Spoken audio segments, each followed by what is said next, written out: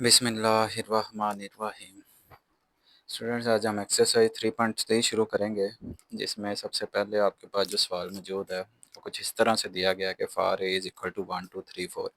एक सेट दिया गया है 1 2 3 4, उसके एलिमेंट्स हैं 4 और कह रहा है find the following relations is a relations. ये नीचे दिए हुए हैं, उसके जो 4 पार्ट हैं पहले सवाल के।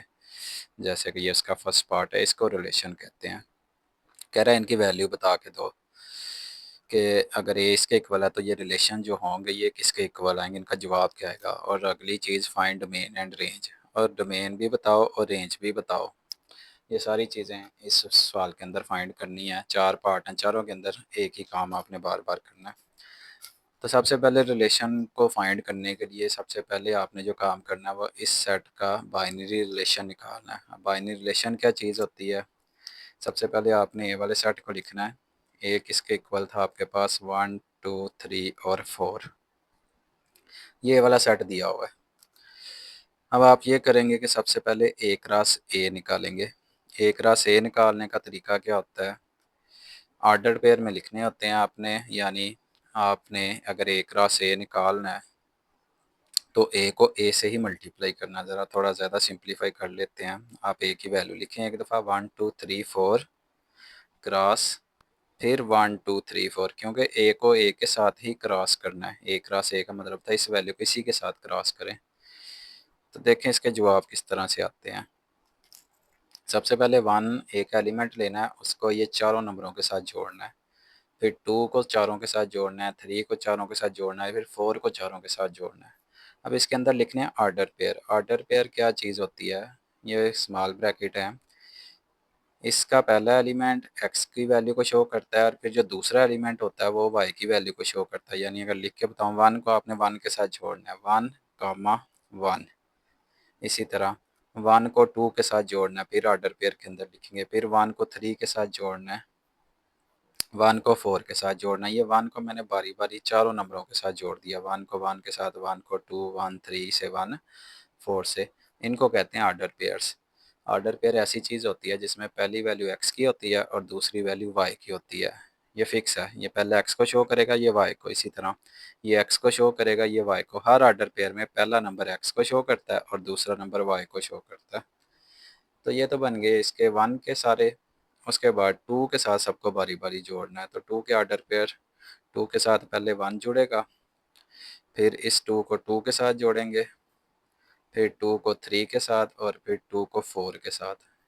ये 2 को भी जितने पॉसिबल जुड़ सकते थे, 2 को अगले सेट में चारों के साथ जोड़ दिया। अब 3 को अगले सेट में चारों के साथ जोड़ना है।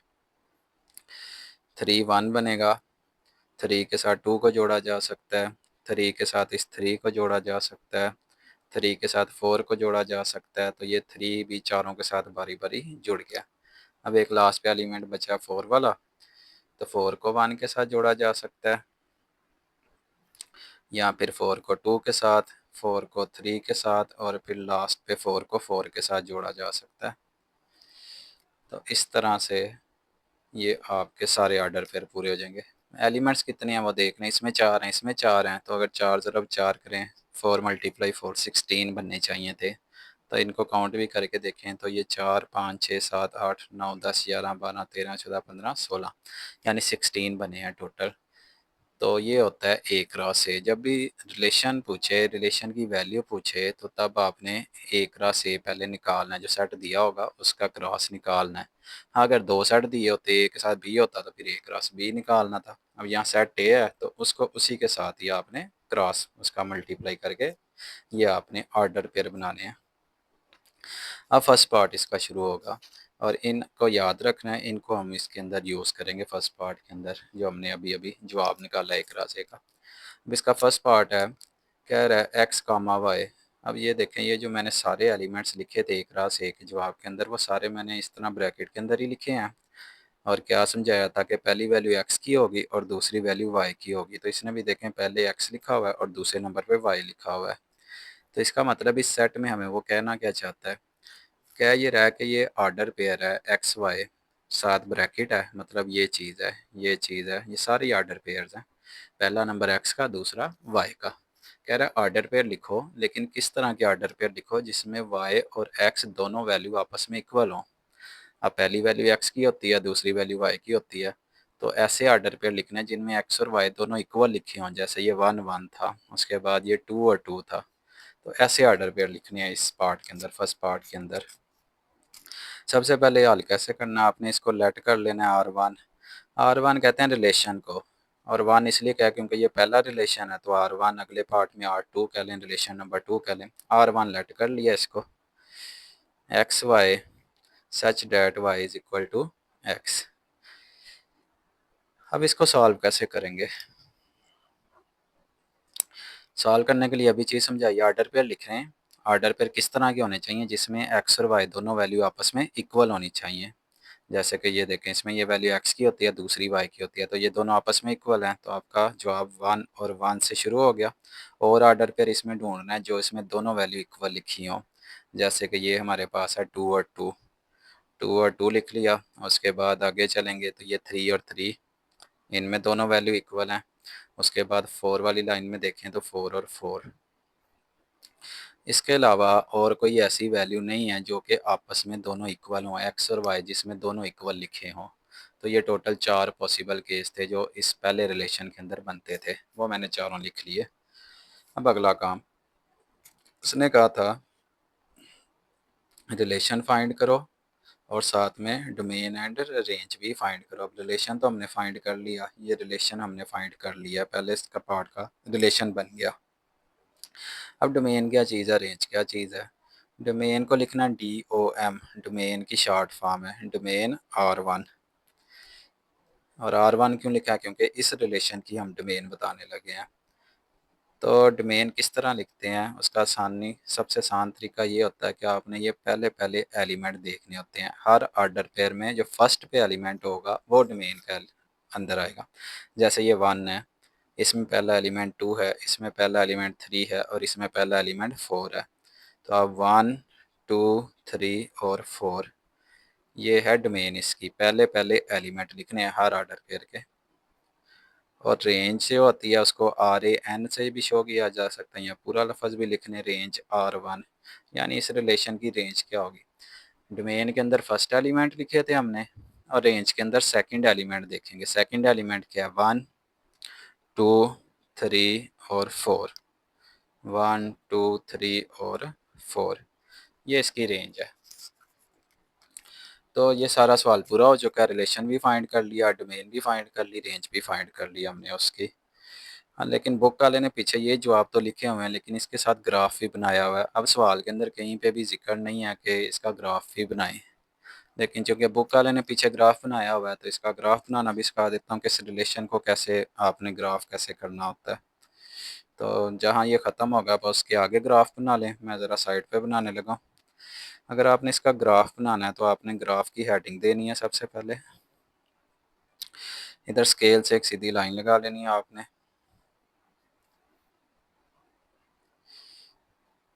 ये आपके पास एक्स एक्सिस होता है और ये वाई एक्सिस होता है।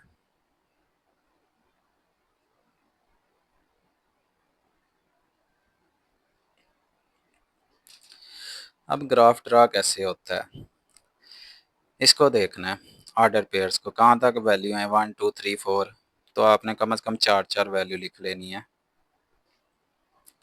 जैसे कि मैं यहाँ पे लिखने लगा हूँ, 1 आ गई, 2 आ गई, डिस्टेंस इक्वल रखना है जैसे मेरा शो है इक्वल डिस्टेंस। इसी तरह ऊपर को चलेंगे, 1 2 3 4, 4 तक वैल्यू लिख ली। अब इस रिलेशन को देखना है, इसमें पहली वैल्यू एक्स की होती है और दूसरी वैल्यू वाई की होती है। तो आपने देखना है एक्स 1 है और वाई भी क्या है, 1 है। तो ऐसी जगह जहाँ एक्स भी 1 हो और वाई भी 1 हो, यानी एक्स 1 के सामने और वाई 1 के सामने यहाँ पे एक पॉइंट लगा देना है। एक्स 1 के सामने भी हो और वाई 1 के सामने भी हो। उसके बाद x2 y2 सेकंड वाला, तो ये x2 है और ये y2 है, तो x2 और y2 दोनों के सामने। फिर x3 y3, यानी ये 3 और 3 के सामने। फिर 4 4, यानी 4 और यहाँ पे 4 के सामने। तो ये इस तरह का आपका ग्राफ बनेगा। आपने बस नंबरों को देखना होता है, इनको देखना होता है। x1 था y1 था, तो x1 और y1 के दोनों के सामने हमने बराबर फासले पे पॉइंट लगा देना है। फिर x2 और इधर से y2 के सामने, ये पॉइंट ऐसी जगह पे हो जो x2 के सामने भी शो हो रहा हो और y2 के सामने भी शो हो रहा हो। फिर इसी तरह 3 के सामने शो हो रहा हो और नीचे से x3 के सामने भी शो हो रहा है, x के 3 और y3 दोनों के सामने। फिर x4 y4 था, तो ये ऐसी जगह पे पॉइंट लगाया मैंने जहाँ x4 के सामने भी शो हो रहा है और इधर से भी 4 के सामने शो हो रहा है, y4 के सामने भी। तो ये इसका ग्राफ है जो बुक में बना हुआ है। सवाल में पूछा तो नहीं गया, लेकिन बुक ने बनाया हुआ है साइड पे पीछे, तो इसलिए बना लें तो बेहतर है। इसका सेकंड पार्ट, इसके सेकंड पार्ट के अंदर कुछ इस तरह से चीज़ें दी गई हैं। अच्छा जी, इसके बाद सेकंड पार्ट के अंदर कुछ इस तरह से हमें रिलेशन बताया गया कि ऑर्डर पे लिखो, लेकिन कैसे ऑर्डर पे लिखना है जिसमें दोनों वैल्यू एक्स और वाई को प्लस करके 5 आता हो। अब एक्स और वाई क्या चीज़ थे, एक्स पहला नंबर था, वाई दूसरा नंबर था हर ऑर्डर पेयर में। ऑर्डर पेयर वही हैं जो ऊपर हमने फाइंड किए हैं, यही एक रहा से जो फाइंड किया था, ये जो 16 हैं इन्हीं में से चूज़ करने हैं। तो देखते हैं इसको कैसे सॉल्व करना है। सबसे पहले इसको लेट कर लेते हैं R2।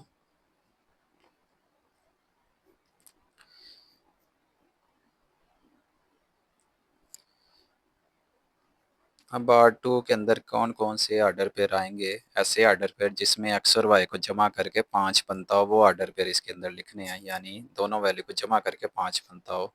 तो यहाँ से अगर देखें तो 1 1 को जमा करें तो 2 बनता है, 1 + 2 3 बनता है, तो ये तो काम के नहीं है। लेकिन ये देखें 1 और 4 अगर इनको जमा करें तो 5 बन जाता है, 1 + 4 5, तो ये आपका 1 4 से जवाब शुरू हो जाएगा।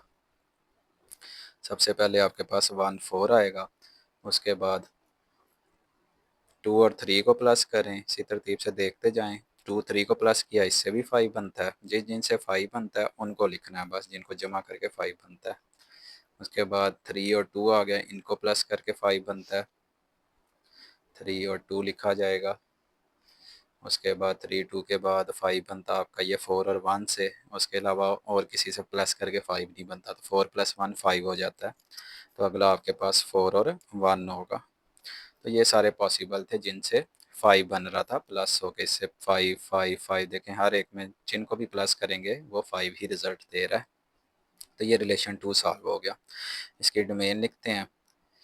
अगर हमने इसकी डोमेन लिखनी है तो डोमेन के अंदर पहले एलिमेंट लिखने हैं, यानी कि 1 2 3 4 पहले पहले एलिमेंट ये सेट में लिखने हैं। सेट में कोई भी एलिमेंट रिपीट भी नहीं होता, अगर कोई एलिमेंट 2 दफ़ा आ गया लिखा 1 दफ़ा ही जाएगा। अब सेकंड एलिमेंट रेंज के अंदर 4 है, 3 है, 2 है और 1 है। 4 3 2 और 1, ये इसकी रेंज हो गई। इसका अगर ग्राफ ड्रा करना है तो वो देखें किस तरह का होगा।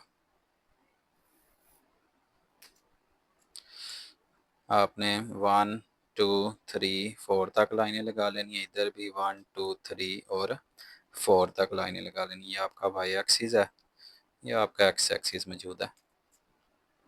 अब पहला ऑर्डर पेयर देखें, x1 था y4 था, तो ऐसी जगह पॉइंट लगाना है जो x1 के सामने हो लेकिन y4 के सामने हो।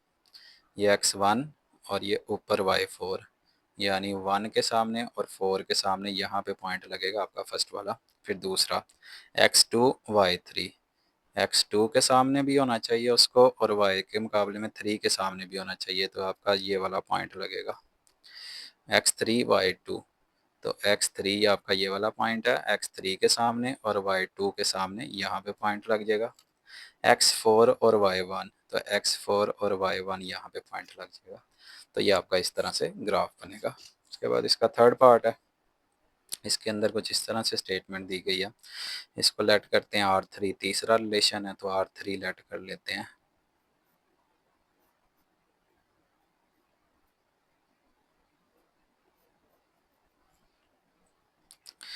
तो देखें R3 में कौन कौन से एलिमेंट आएंगे। अब ऐसे एलिमेंट लिखने हैं जिनमें एक्स और वाई दोनों को प्लस करें तो जवाब 5 से लेस देन 5 लिखा हुआ है, मतलब हमें दोनों को प्लस करके जो जवाब आएगा वो 5 से छोटा होना चाहिए। जैसे 1 आ सकता है, 2 आ सकता है, 3 4, 5 नहीं आ सकता, या 5 से बड़े नंबर नहीं होंगे। हमें x + y लेस दैन 5 चाहिए, यानी 5 से छोटा जवाब चाहिए।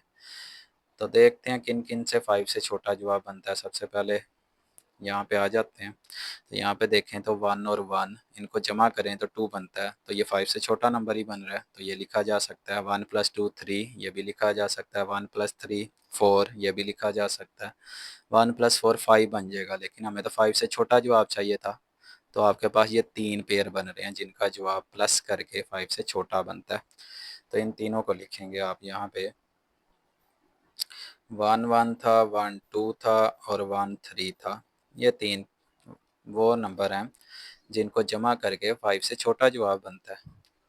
उसके बाद 2 वाली लाइन में देखते हैं, इससे तो 5 बन रहा है, इसको छोड़ दें। 2 + 1 3 होता है और 2 + 2 4 होता है। उसके बाद इन दोनों से 5 से बड़ा जवाब बनेगा, तो 2 में ये दो नंबर हैं, 2 1 2 और 2, तो इनको लिख लें।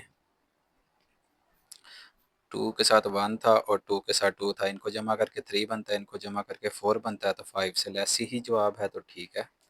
उसके बाद अगले देखते हैं, 3 वाली लाइन में 3 + 1 ये 4 बन जाता है, 3 + 2 5, अब फिर 5 बनना शुरू हो गया, तो मतलब 5 से छोटे जवाब चाहिए थे, तो बस एक ही पेयर काम का है, 3 और 1 वाला।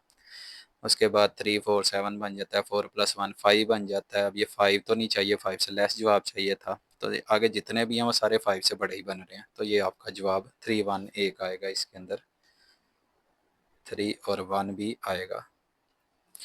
तो ये सारे पॉसिबल थे जिनको अगर प्लस करें तो 5 से छोटा जवाब बनता है इन सब का ही। इसकी डोमेन लिख लेते हैं। डोमेन R3 आपके पास इक्वल होगी 1 1 1 2 और 3। पहले पहले एलिमेंट देखने हैं, इन तीनों में तो पहला एलिमेंट 1 है, तो 1 तो सेट में एक दफ़ा ही लिखा जाना है। उसके बाद 2 दो दफ़ा था, वो भी एक दफ़ा। उसके बाद 3 था पहले नंबर पे, वो एक दफ़ा ही था। तो ये इसकी डोमेन है, पहले पहले एलिमेंट लिखने हैं। रेंज दूसरे एलिमेंट, दूसरे नंबर पे देखें 1 है, 2 है और 3 है। 1 भी आ गया, 2 भी आ गया, 3 भी आ गया। उसके बाद दोबारा 1 है, 2 है और 1 है। 1 भी पहले आ चुका है, 2 भी आ चुका है और ये वाला 1 भी पहले हो चुका है, तो ये आपकी रेंज यहाँ तक ही होगी। सेट के अंदर कोई भी एलिमेंट दो दफ़ा नहीं लिखा जा सकता, तो ये इसका सलूशन होगा। इसके बाद इसका अगर ग्राफ ड्रा करना है, तो इसका ग्राफ किस तरह से बनेगा, 1 2 3 4 ये एक्स एक्सिस, इसी तरह 1 2 3 और 4 ये आपका वाई एक्सिस आपका यहाँ पे मौजूद है। अब ये रिलेशन देखें, सबसे पहले 1 और 1 है, एक्स भी 1 वाई भी 1, तो एक्स 1 और वाई 1 दोनों के सामने यहाँ पे पॉइंट लगाना है। फिर अगला एक्स 1 था लेकिन वाई 2 हो गया, तो एक्स 1 तो यही है, वाई 2 उसके ऊपर है, तो आपका दूसरा पॉइंट यहाँ पे लगेगा 1 और 2 के सामने। फिर x1 y3, तो x1 यही है, y3 आपका यहाँ पे मौजूद है।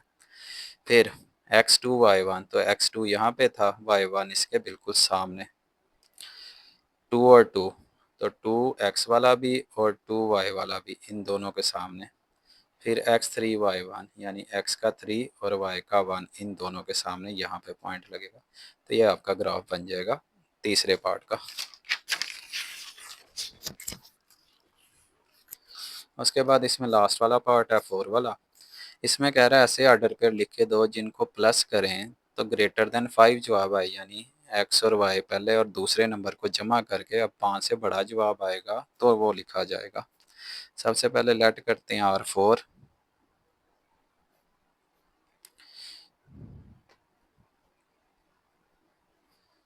ये आपने यहाँ पे R4 लेट कर लेना है। उसके बाद R4 के अंदर एलिमेंट कौन कौन से आएंगे वो लिखने हैं। अच्छा जी, अब हमें जवाब चाहिए 5 से ग्रेटर, यानी जमा करके 5 से बड़ा जवाब आना चाहिए था, वो ऑर्डर पे लिखना है। तो इसको जमा करके 2 बनता है, 3 बनता है, 4 5 बनता है, 5 से बड़ा जवाब चाहिए, तो मतलब ये तो कोई भी नहीं है। 2 + 1 3, 2 + 2 4, 2 + 3 5, 2 + 4 6, यानी इससे 6 बन गया। अब ये 5 से ग्रेटर है, तो यहाँ से आपका 2 4 यहाँ से ऑर्डर पे लिखने आपने शुरू करने हैं, 2 4 बनेगा। उसके बाद देखें तो ये 3 और 3 इसका 6 बनता है, ये भी 5 से ग्रेटर है, ये भी लिखा जाएगा। ये 2 हो गए। उसके बाद 3 और 4 7 बनता है, ये भी आ जाएगा। 4 + 1 5 बनता है, ये नहीं लिखा जाएगा क्योंकि 5 से बड़ा जवाब चाहिए। 4 + 2 6, ये भी जाएगा। 4 + 3 7 भी हो जाएगा। 4 + 4 8, मतलब 1 2 3 4 5 6, ये 6 ऐसे पेयर हैं जिनसे प्लस करें तो 5 से बड़ा जवाब आ जाता है।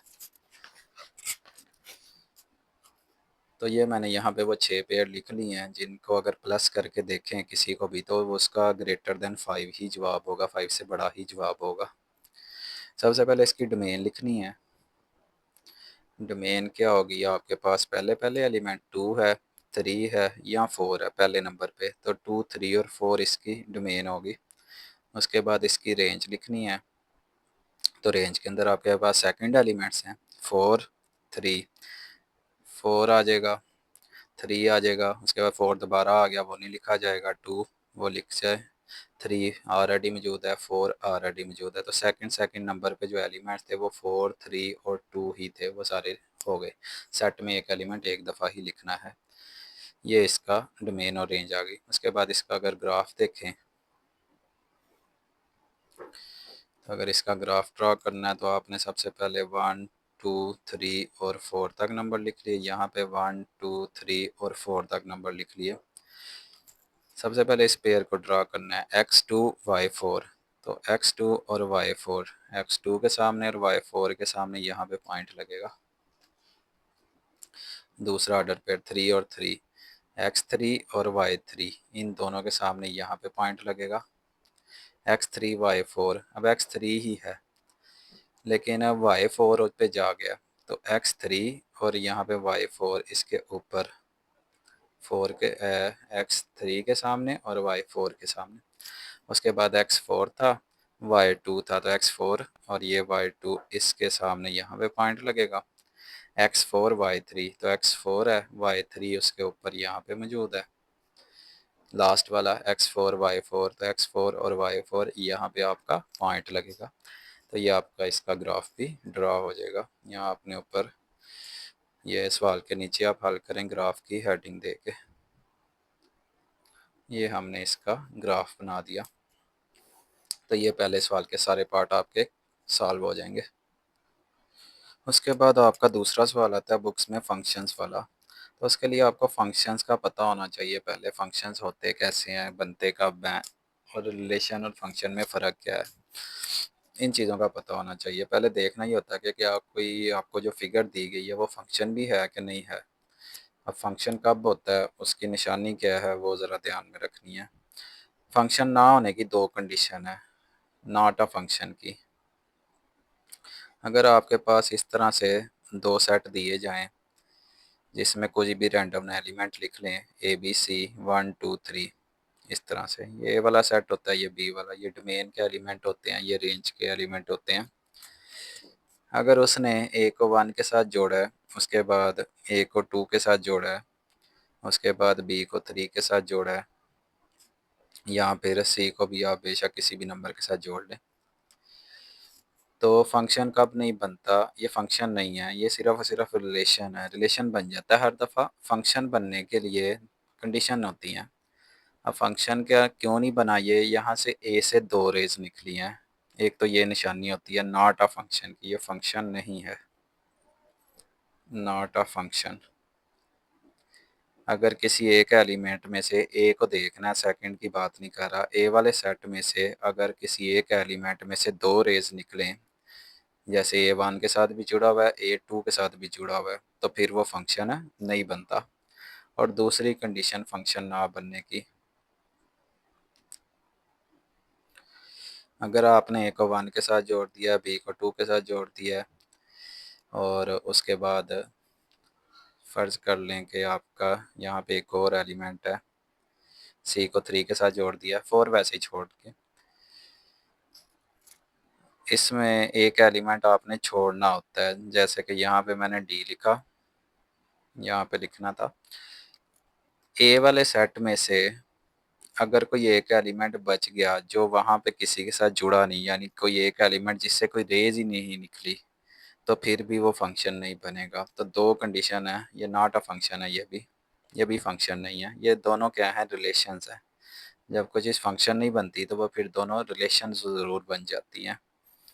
तो ये सारी चीज़ जो समझाई है ये दरअसल रिलेशंस है। अगर एक एलिमेंट में से दो रेज निकलें पहले सेट के एलिमेंट की बात हो रही है, दूसरे को नहीं देखना, पहले सेट को देखना। पहले सेट के कोई एलिमेंट में से अगर 2 रेज़ निकलें तब भी वो फंक्शन नहीं बनेगा, या पहले सेट का कोई एक एलिमेंट ऐसा बच जाए जिसमें से कोई रे ही ना निकले, वो जुड़े ही ना किसी से, तब भी फंक्शन नहीं बनेगा। तो तब इन दोनों केस में क्या होंगे, वो रिलेशन बन जाएंगे। ये दोनों रिलेशंस हैं, यहाँ ये वाला भी और ये वाला भी। लेकिन फंक्शन अगर हम देखेंगे, अब फंक्शन बनाना कैसे, फंक्शन कैसे बनता है, दो केस हमने पढ़े। या तो वो 2 रेज़ निकलनी शुरू हो जाएं, या 2 से ज़्यादा रेज़ निकलनी शुरू हो जाएं, तब भी फंक्शन नहीं है। और अगर एक एलिमेंट बच जाए पहले सेट में से जो किसी के साथ जुड़े ही ना, जिसमें से कोई रे ही ना निकले, तब भी फंक्शन नहीं है। तो फंक्शन होगा कब, उसका बिल्कुल ईजी सा मेथड है। फंक्शन तब बनता है जब ए के सारे एलिमेंट वहाँ जाके एक एलिमेंट के साथ जुड़ जाएं। अब इस सूरत में क्या हो रहा है कि हर एलिमेंट में से सिर्फ एक ही रे निकल रही है। तो जब ए वाले सारे एलिमेंट में से एक एक रे निकलेगी तो मतलब तब वो फंक्शन होगा। अब ये फंक्शन तो बन चुका है, ये फंक्शन अब क्लियर है कि ए वाले सेट में से आपका कोई भी एलिमेंट होगा तो उस एलिमेंट में से कम एक रे तो ज़रूर निकलनी चाहिए। एक से ज़्यादा निकली, जैसे ये हुआ था, एक से ज़्यादा रेज़ निकलेंगी तब भी फंक्शन नहीं बनेगा। और अगर एक से कम रेज़ निकलेंगी, एक से कम क्या है, मतलब कोई रे ही नहीं निकली ए वाले सेट में से किसी एलिमेंट में से, जैसे ये डी किसी के साथ जाकर नहीं जुड़ा, तब भी वो फंक्शन नहीं बनेगा। तो एग्जैक्टली एक रे निकलनी चाहिए तब वो फंक्शन बन जाएगा। एक एलिमेंट में से, एक साले सेट में किसी भी एलिमेंट में से एक एक रे ज़रूर निकलनी चाहिए, तब वो फंक्शन बनता है। अब अगर फंक्शन बन गया तो फंक्शन की आगे कुछ टाइप्स आती हैं, उन टाइप्स को समझना, फिर ये आपका दूसरा सवाल एक्सरसाइज का हल होगा। अब फंक्शन की टाइप्स क्या हैं? सबसे पहले फंक्शन में आता है one one function. One one function एक ऐसा फंक्शन है जिसमें एग्जैक्टली एक एलिमेंट वहाँ जाके एग्जैक्टली एक डिफरेंट एलिमेंट के साथ जुड़ा होता है, यानी ए वन के साथ जुड़ा हुआ है, बी टू के साथ, सी थ्री के साथ। तो हर एलिमेंट अपने अलग-अलग एलिमेंट के साथ जुड़ा हुआ है। हर एलिमेंट का एक वहाँ पे इमेज मौजूद है। ए का इमेज वन, बी का टू, सी का थ्री। तो हर एलिमेंट का अगर डिफरेंट इमेज बनेगा तो वो वन वन फंक्शन होगा। ये वन वन फंक्शन भी है। फंक्शन होने के साथ साथ फंक्शन की कौन सी टाइप है? वन वन फंक्शन है ये। अब वन वन फंक्शन से दो चीज़ें निकलती हैं, या तो वो फंक्शन इनटू होगा या फिर वो फंक्शन ऑन टू फंक्शन होगा। इनटू या ऑन टू फंक्शन। अब ये दो चीज़ों की पहचान कैसे करनी है? इनटू फंक्शन कब बनता है, ऑन टू कब बनता है? तो इसके लिए याद रखना है, इनटू में क्या होता है कि आपका जो सेट बी होता है उसमें से कोई एक एलिमेंट बच जाता है। अगर बी वाले सेट में से कोई एक एलिमेंट बच गया जिसका जो किसी के साथ यहाँ पे जुड़ा नहीं, तब वो इनटू फंक्शन में चला जाएगा, यानी बी नॉट कंप्लीटेड कह सकते हैं इसमें आप। बी वाला सेट मतलब सेकंड वाले सेट की बात हो रही है, पहले सेट की बात नहीं हो रही। पहले सेट में से अगर कोई एलिमेंट बच गया वो तो फंक्शन ही नहीं बनेगा। अगर फंक्शन नहीं बना तो उसकी टाइप्स का तो फिर ये वाला चीज़ तो बनती ही नहीं है। बी वाले सेट, सेकंड सेट की बात हो रही है। बी सेट नॉट कंप्लीट होगा, यानी बी वाले सेट में कोई एक एलिमेंट बच जाएगा। इसकी फिगर बना देता हूँ। अगर आपके पास ए बी सी है और यहाँ पे वन टू थ्री और फोर है, ए वन के साथ जुड़ गया, बी टू के साथ, सी थ्री के साथ अगर जुड़ गया। अब बी वाले सेट में से एक एलिमेंट बच गया। अगर बी वाले सेट में से कोई एलिमेंट बच जाए तो इसका मतलब वो इनटू फंक्शन होता है। बी वाला सेट नॉट कंप्लीट होता है, मतलब उसमें से कोई एक एलिमेंट ऐसा होगा जो नहीं जुड़ेगा, तो ये इनटू फंक्शन बन गया। ए वाले सेट का वही है, फंक्शन के लिए वही है। ए वाला सेट पूरा होना चाहिए, एक एलिमेंट में से एक रे ज़रूर निकलनी चाहिए, तभी फंक्शन पॉसिबल है, फिर ही उसकी ये टाइप आएगी। और दूसरी साइड का ऑन टू फंक्शन है, ये इनटू और ऑन टू का उल्टा है, मतलब एक दूसरे के ये अपोजिट है। इसमें बी कंप्लीट होना चाहिए, बी कंप्लीट होना चाहिए ऑन टू फंक्शन के लिए। इसकी डायग्राम किस तरह की होगी, वो आपकी ये वाली डायग्राम इसमें काम कर जाएगी। ऑन टू फंक्शन में ऑन टू फंक्शन भी है। बी कंप्लीट होने का मतलब होता है कि बी के सारे एलिमेंट जुड़े होने चाहिए थे। तो यहाँ देखें बी के एलिमेंट ये 1 जो ए के साथ जुड़ा हुआ है, 2 बी के साथ, 3 सी के साथ, यानी बी के सारा सेट पूरा जुड़ा हुआ है। तो ये ऑन टू फंक्शन है। इन टू में क्या हुआ था, बी का एक एलिमेंट बच गया था नीचे, तो वो इन टू फंक्शन बन गया था।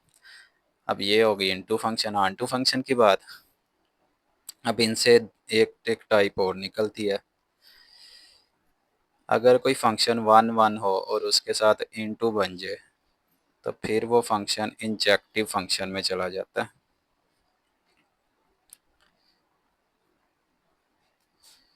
Injective function. और अगर 1 1 के साथ ऑन टू को जोड़ दिया जाए तो फिर वो बाइजेक्टिव फंक्शन।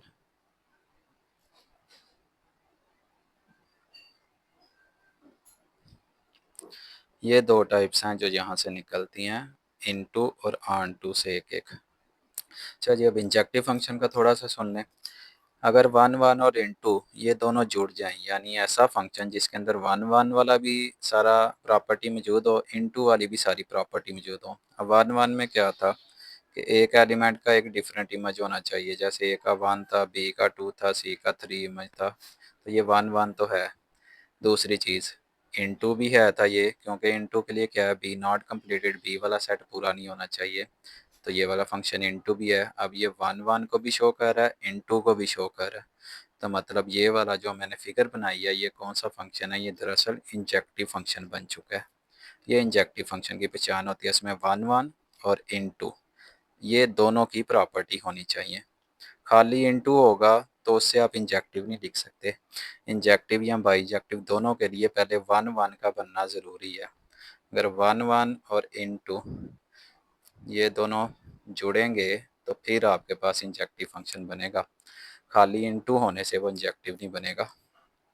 और अगर 1 1 के साथ ऑन टू को जोड़ा जाए, यानी 1 1 भी हो और ऑन टू फंक्शन भी हो, जैसे कि ये वाला है 1 1 का मतलब था एक एलिमेंट का एक इमेज बनना चाहिए, डिफरेंट इमेज बना हुआ है, ठीक है, ये 1 1 तो बन गया।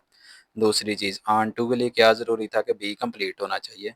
अब इसमें देखें बी वाला सेट बिल्कुल कंप्लीट है, 1 2 3, ये बिल्कुल कंप्लीट सेट है।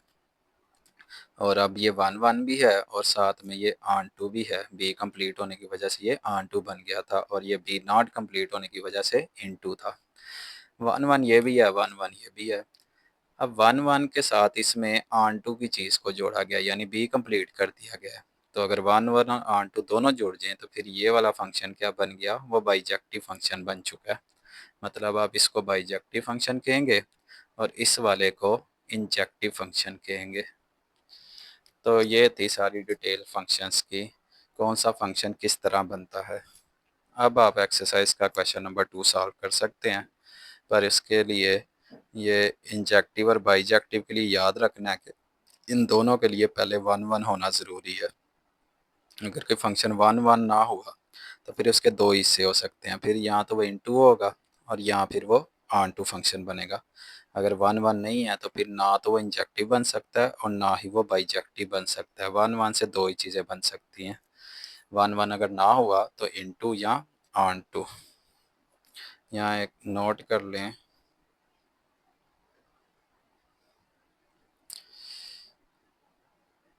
1 1 फंक्शन इज़ नेसेसरी, ये ज़रूरी है,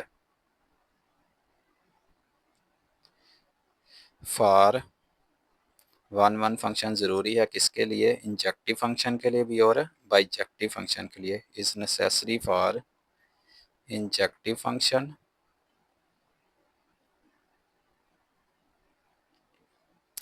एंड बाइजेक्टिव फंक्शन, ये दोनों के लिए ज़रूरी है। 1 1 होगा तो ही इंजेक्टिव बनेगा और फिर ही वो बाइजेक्टिव बनेगा। 1 1 के साथ जब इनटू की प्रॉपर्टी जुड़ेगी तो फिर ये वाला केस आ जाएगा। 1 1 के साथ ऑन टू की प्रॉपर्टी जुड़ेगी तो फिर बाइजेक्टिव वाला केस आ जाएगा। तो आपने ये फिगर थोड़ी सी ड्रा कर लेनी है। फंक्शन पहले 1 1 चेक करना होता है, अगर 1 1 बन गया या नहीं बना वो डिपेंड करता है, कभी 1 1 बन भी जाएगा, कभी नहीं भी बनेगा। अगर 1 1 बन गया तो उसके बाद वो यहाँ तो इंजेक्टिव में चला जाता है या बाइजेक्टिव में, क्योंकि 1 1 के बाद इनटू या ऑन टू तो लाजमी है। लेकिन अगर वो 1 1 नहीं बना तो फिर ना तो वो इंजेक्टिव होगा ना ही वो बाइजेक्टिव होगा। वन वन अगर नहीं बना तो फिर यहाँ तो वो सिर्फ और सिर्फ इनटू बनेगा, यहाँ सिर्फ और सिर्फ ऑन टू बनेगा, इससे आगे नहीं आएगा। अब एक्सरसाइज के सवाल सॉल्व करते हैं।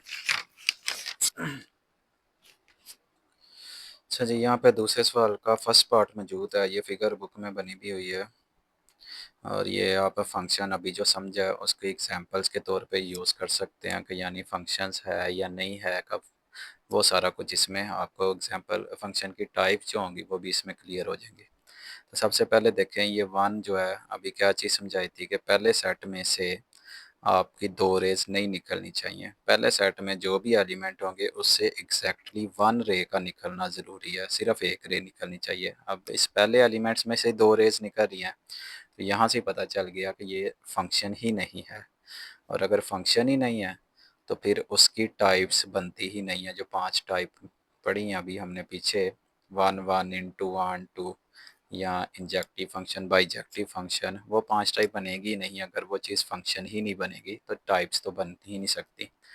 अब ये पहला सवाल आपका नॉट अ फंक्शन, इसका जवाब है, उसकी वजह क्या है कि आपके सेट ए वाले जो पहला सेट होता है उसका एक एलिमेंट जो होता है उसमें से दो रेज नहीं निकलनी चाहिए, वो एक एलिमेंट दो के साथ नहीं जुड़ना चाहिए उधर जाके। उसके बाद इसका सेकंड पार्ट आता है, सेकंड पार्ट में ये फिगर बनी हुई है। अब देखें, एक एलिमेंट, हर एक एलिमेंट जो सेट एक है पहले वाले सेट का, वो एग्जैक्टली एक रे उसमें से निकलनी चाहिए थी। तो पहले तो देखते हैं ये फंक्शन भी है कि नहीं। तो देखें, ए में से भी एक रे निकली, बी में से भी एक ही रे निकली, सी में से भी एक ही रे निकली है। अब ये फंक्शन बना है। फंक्शन बनने के लिए पहले सेट में से एक एक रे हर एलिमेंट में से निकलना ज़रूरी है। अगर एक से ज़्यादा रेज निकलेंगी जैसे इसमें हुआ है तब वो फंक्शन नहीं बनेगा। यहाँ कोई ऐसा एलिमेंट अगर यहाँ पे मौजूद हुआ जिसमें से कोई रे निकली ही ना, सेट ए में ही देखना है, इस फंक्शन का पता सेट ए से ही चलेगा, बी वाले सेट में सिर्फ उसकी टाइप्स का पता चलता है। तो अभी तो फ़िलहाल ये फंक्शन है। अब पहचान करनी थी, अगर ये फंक्शन है तो ये कौन सा फंक्शन है, पहले सबसे पहले देखना होता है वन वन फंक्शन। क्या ये वन वन फंक्शन है? हर एलिमेंट का एक डिफरेंट इमेज वहाँ पे मौजूद होना चाहिए, यानी ए वाले सेट में से जो भी एलिमेंट है वो वहाँ जाके एक डिफरेंट एलिमेंट के साथ जुड़ना चाहिए। जैसे ए का वन है, बी के साथ थ्री है और सी के साथ फाइव जुड़ा हुआ है, हर एक का अलग-अलग इमेज है। तो मतलब ये वन वन तो बन गया। तो आप as it is one one, ये वन वन फंक्शन तो बन गया।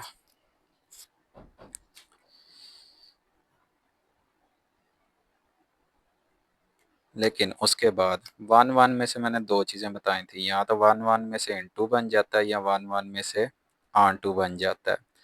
तो अब देखना ये है कि ये इनटू फंक्शन है या ऑन टू फंक्शन है।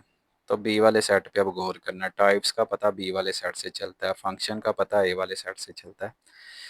अब देखें, बी वाला सारा सेट कंप्लीट है, और अगर बी वाला सारा सेट कंप्लीट है तो अभी पीछे क्या चीज़ समझाई थी कि अगर आपका बी वाला सेट कंप्लीट हुआ तो वो कौन सा फंक्शन बनेगा, वो ऑन टू फंक्शन बनेगा, और अगर बी नॉट कंप्लीट हुआ तो फिर वो इनटू फंक्शन बनेगा। जैसे इसमें बी इनकम्प्लीट था, इस वाले में बी कंप्लीट था, तो इसको मैंने कहा था ये ऑन टू फंक्शन है। यही चीज़ यहाँ पे भी यही चीज़ यूज़ होगी। अगर आपका बी वाला सेट कंप्लीट है, उसके अंदर कोई भी एलिमेंट नहीं बच रहा, तो मतलब वो एक ऑन टू फंक्शन था। वन वन तो हमने पहले क्लियर कर लिया है, it is one one function and also ये और क्या था, ये ऑन टू फंक्शन भी था, आल्सो ऑन टू फंक्शन। अब ये वन वन और ऑन टू दोनों जुड़ गए हैं, तो वन वन और ऑन टू अगर दोनों जुड़ जाएं तो फिर इससे अगली टाइप में चला जाता है। So it is bijective function, तो इसका मतलब ये एक बाइजेक्टिव फंक्शन बन चुका है।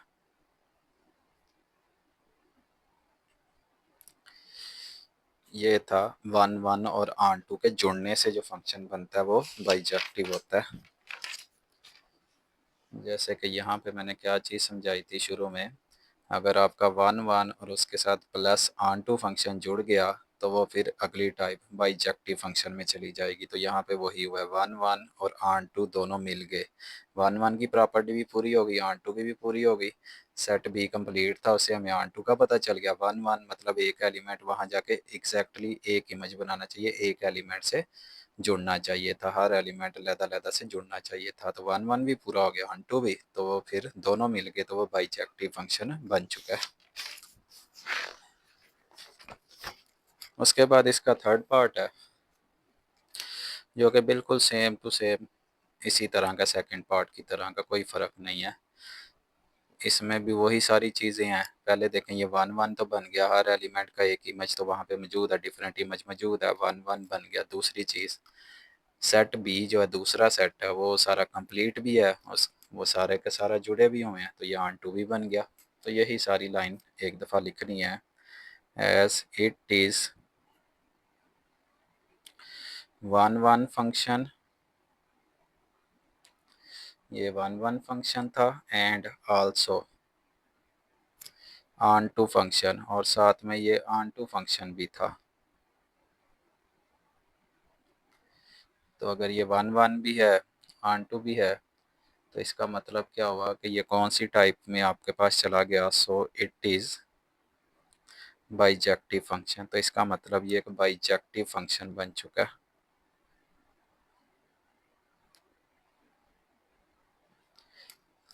ये था थर्ड पार्ट का जवाब। इसके बाद इसी सवाल में फोर वाला पार्ट मौजूद है, इसको हल करके देखते हैं इसका क्या बनता है।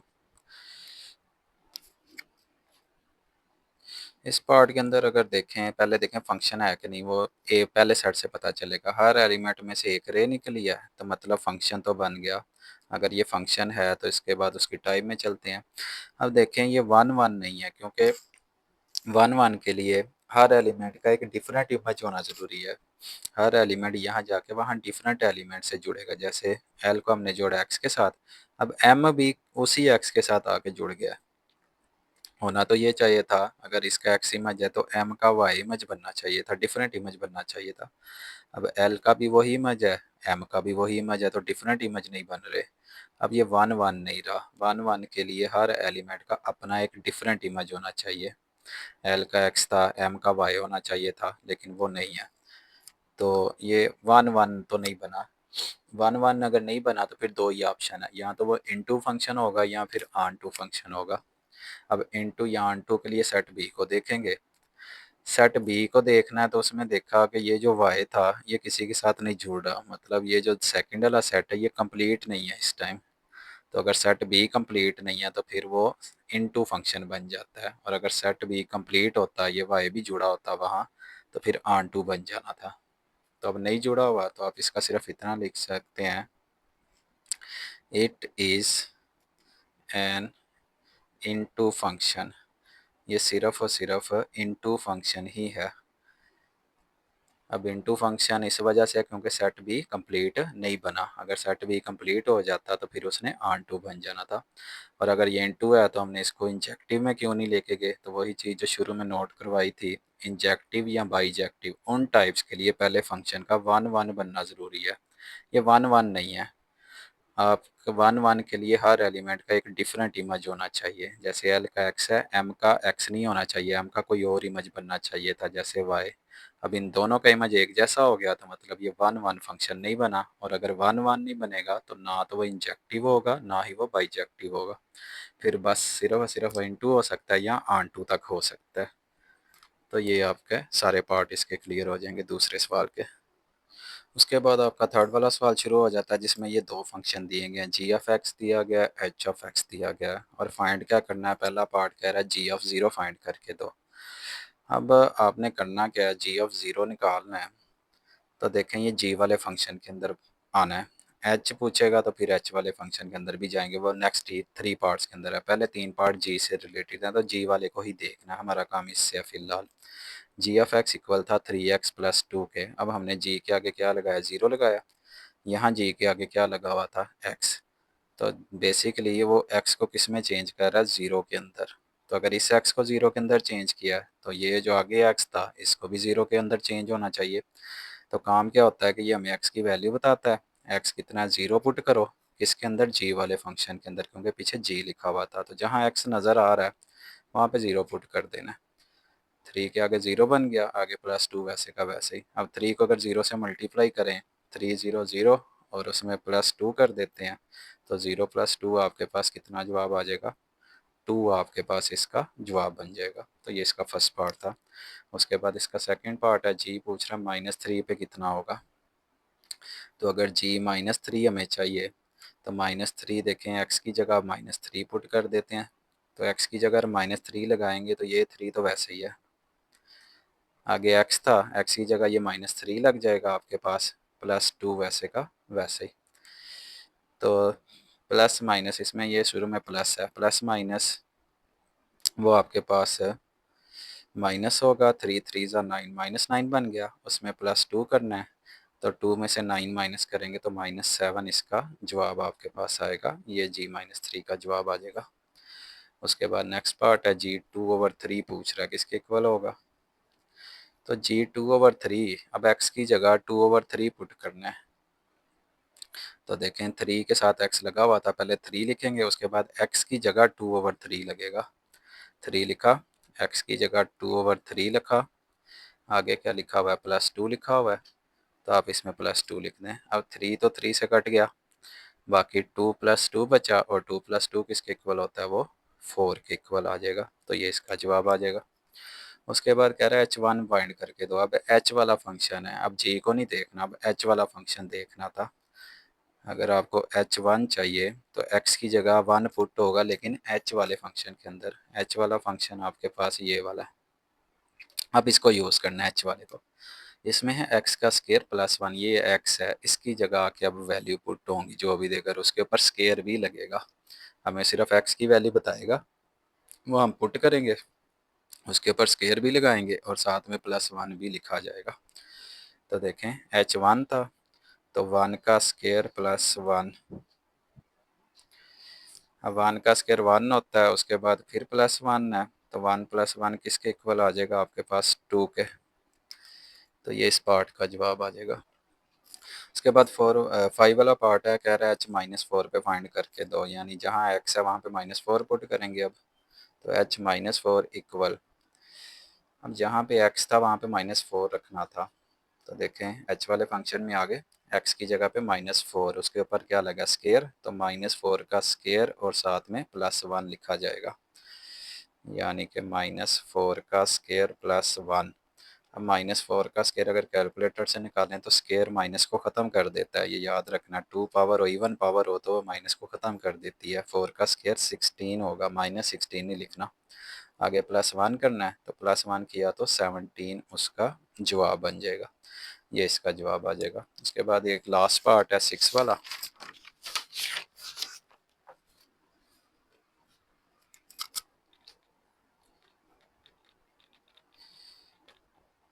6 वाले पार्ट के अंदर कह रहा है H-1/2 पे फाइंड करके दो कितना होगा।